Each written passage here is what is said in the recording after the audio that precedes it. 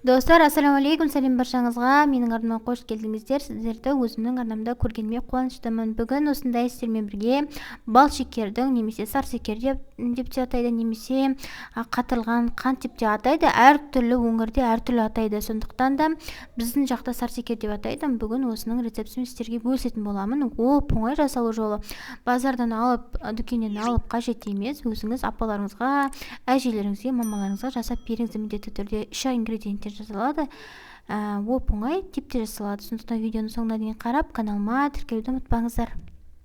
Бізге ол үшін 500 грамм қант қажет. 500 грамм деген менде 200 граммдық стақанмен 2 стақан жарым болды. Және де 200 мл сүт құям. Менде бұл 1 стақан болды. Астын орташа отқа қоямыз да былғаймыз. Біздің қантымыз ериді, және де ол қайнағаннан кейін көлемі көтеріледі. Міндетті түрде қасында қарап тұрыңыздар, әлсін былғап тұру қажет.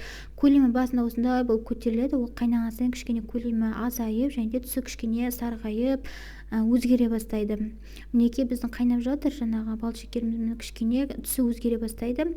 Бір 15-20 минуттан кейін, менде 30 минуттан кейін осындай болып жан-жағында қатқан қанттар қалды да, көлемі осылай азайып, түсі өзгерді, қоңырқай болып. Осы кезде сармай салып жібереміз. 70 грамм майды саламыз да, оны жақсылап тағы да араластырамыз. Сарымайымыз толық ерігеннен кейін тағы да кішкене қайнатамыз. Бір 5-10 минуттай қайнатамыз. Орташа отта міндетті түрде былғап тұрыңыздар. Жан-жағында осындай қатқан қанттар қалады. Және де біздің жаңағы бал шекеріміз дайын болып қалды. Алдын ала біздің құятын ыдысымызды майлап аламыз. Осылай сұйық маймен жауыспау үшін, оңай алыну үшін осы ыдыстарға құятын боламыз. Осы ыдысқа құямыз да, мінекей кішкене бетжағын тегістеп жібердім. Мен құйған бетте бір 2-3 минуттан кейін бал шекер мен қата бастады. Сіздің бал шекеріңіздің дайын еместігін осылай жаңағы пышаққа кішкене тамызып тексеріп алсаңыздар болады. Ыдысқа құймай тұр. Осындай болып 1-2-3 минутта қатып пышақтан оңай алынатын болады. Егер сіздің бал шекеріңіз карамель сияқты әлі қатпай созылып тұрса, сол уақытта онда дайын емес деген сөз. Онда сіз бал шекеріңізді тағы да кішкене қайнату керек деген сөз. Мінекей менде бөлме температурасында бір 20-30 минут тұрғаннан кейін және суығаннан кейін осылай мен алып алсаңыздар болады. Оңай алынады. Жалпы мен біреуін жаңа сындырып алдым, алам деп кішкене жабысып қапты. Сондықтан жақсылап майлаңыздар.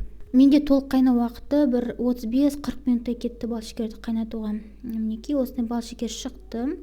Дүкендегіден кем емес, өте керемет. 3 ингредиентте осындай міндетті түрде бал шекер жасаңыздар. Сіздерге рецепт ұнады деп ойлаймын, қыздар. Міндетті түрде рецепт сақтап алыңыздар. Каналыма тіркеліп, комментарий қалдырып, қоңырауша белгісін басып қойсаңыздар, видео шыққан кезде сіз болып бірінші көретін боласыздар. Жаңа видеолардан қалып қоймаңыздар. Келесі кездескенше сау болыңыздар.